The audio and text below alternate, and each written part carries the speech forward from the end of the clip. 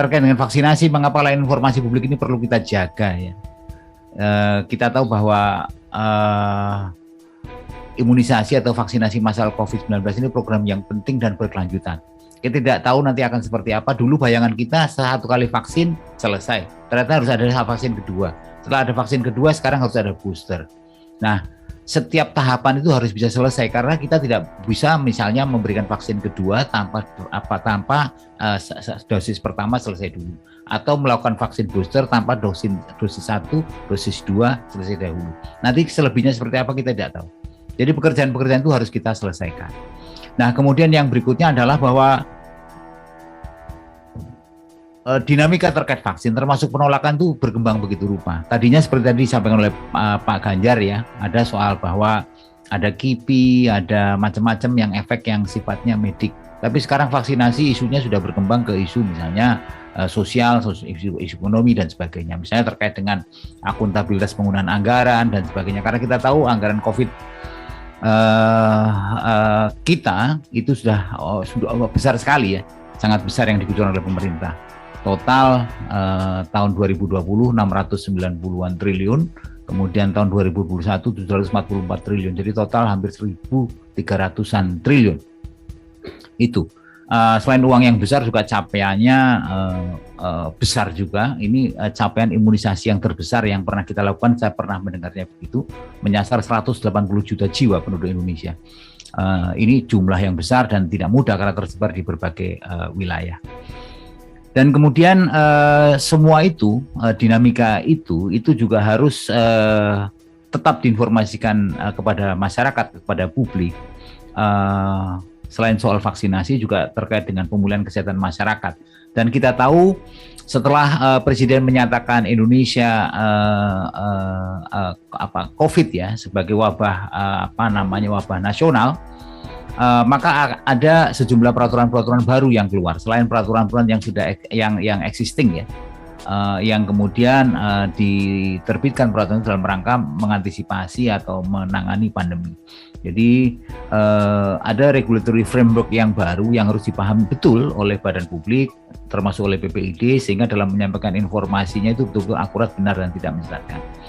Dan ini juga sesuai dengan amanat di Undang-Undang 14 tahun 2008 ya, terkait dengan kewajiban untuk melakukan pengelolaan dan pelayanan informasi di lingkungannya untuk menghasilkan layanan informasi publik yang berkualitas. Nah, kemudian yang berikutnya kenapa penting ya layanan informasi publik itu, karena kita tahu pasokan informasi atau jumlah informasi sangat menentukan partisipasi. Jadi itu harus kita atur betul, jangan sampai informasi yang memang dibutuhkan oleh masyarakat itu defisit. Dan jumlah dari informasi itu memang juga meliputi selain jumlahnya ya, atau mencakup jumlah juga terkait dengan kualitasnya. Jadi itu mengapa kita perlu ada layanan informasi publik yang memang yang steady ya, yang memang betul-betul baik untuk mensukseskan program vaksinasi. Slide berikutnya. Nah, slide 3 ya Mas Rian. Nah, ini kebetulan kami punya temuan dari satu riset ya yang dipimpin oleh Dr. Berspekter dari USHID ya. Nah, itu mengidentifikasi di tahun 2018 begitu karakter dari pelayanan informasi publik di Indonesia. Dan karena kemudian ada pandemi COVID, itu harus berubah drastis. Mau tidak mau harus berubah drastis. Jadi yang sebelumnya diidentifikasi sebagai banyak sekali respon yang tidak sesuai dengan permintaan, kemudian juga dilakukan pelayanan dengan baik, responnya terlambat, juga tidak akurat. Ini tiba-tiba dengan adanya pandemi COVID harus berubah. Tidak lagi manual base ya, tapi harus digitally base dengan sejumlah karakter-karakter tuntutan yang sangat luar biasa berubah. Jadi harus berkaitan dengan proses bisnis dan model bisnis digital. Jadi karena adanya audiens yang meningkat, kemudian minat yang juga berubah, dan kemudian ada disparitas antara kota dan desa. Secara prinsip yang harus dilakukan oleh badan publik ini harus berbeda sama sekali. Badan publik harus proaktif, kemudian melakukan utilisasi social media platform dalam bentuk new format, new talent maupun equal access. Slide berikutnya, Mas Rian. Nah, ini satu gambaran ya, ketika kita menjelang vaksinasi. Vaksinasi itu Januari 2021. Nah, ini satu riset yang dilakukan oleh Harian Kompas Desember 2020. Jadi kita lihat ya, memang mereka yang sudah punya keyakinan, sudah punya conviction memang mau divaksinasi itu 38%. Selebihnya ingin diimunisasi tapi tidak sekarang, kemudian kurang berminat, tidak berminat, ragu-ragu. Total di bawah kalau diakumulasi itu sekitar 50-60%. Jadi memang jumlah mereka yang dalam tanda petik ya sungkan diimunisasi itu jauh lebih besar daripada yang mau diimunisasi. Ini kondisi pada saat itu Desember 2020. Nah, sekarang kondisinya sama, tetapi mungkin barangkali kategorisasinya atau alasan mereka tidak mau divaksin sudah berubah atau bertambah ya. Ini kebetulan konteksnya adalah riset 1 tahun yang lalu. Nah, selanjutnya Mas Rehan. Nah, kami di Komisi Informasi Pusat terkait dengan kondisi itu memang berusaha untuk melakukan beberapa dorongan agar kemudian penanganan COVID-19 ini bisa cepat selesai dan kita tidak berlarut-larut tersandra begitu ya. Nah, dalam 2 tahun ini ada beberapa program yang kita lakukan. Yang awal sekali, pertama sekali adalah assessment ya, audit layanan informasi publik COVID-19. Itu kita lakukan di April 2020. Hampir selama 1 bulan ya. Jadi dengan identifikasi kita lakukan penyusunan metode dan sebagainya di bulan Mei. Nah, waktu itu kita mencoba melakukan memotret sebetulnya seperti apa gambaran kemampuan badan publik dalam memberikan layanan informasi untuk ikut ya berperan mengatasi COVID-19.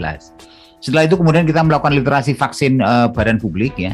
Di Desember 2020 dan General Vaccine Literate Januari 2021. Jadi program yang kedua ini memang waktu itu kita desain sebagai semacam foreground ya. Jadi untuk mendahului program vaksinasi yang dilakukan di bulan Januari 2021. Kenapa? Karena pada waktu itu sebelum vaksinasi dilakukan Januari 2021 itu hoax ya, ruang publik itu keruh sekali begitu, ada banyak sekali fake news, hoax tadi sudah disampaikan juga oleh Pak Sesmenko begitu dan juga oleh Pak Ganjar. Jadi pengaruh penting ini, hoax, fake news dan sebagainya yang mempengaruhi motivasi orang untuk mengikuti program vaksin. Dan kami kemudian melakukan literasi vaksin badan publik untuk meningkatkan pemahaman ya dan juga kompetensi bagaimana menyampaikan informasi vaksin itu, dan kemudian General Vaccine Literate untuk mengupdate informasi vaksin agar informasi yang disampaikan pada masyarakat baru menjelang vaksinasi.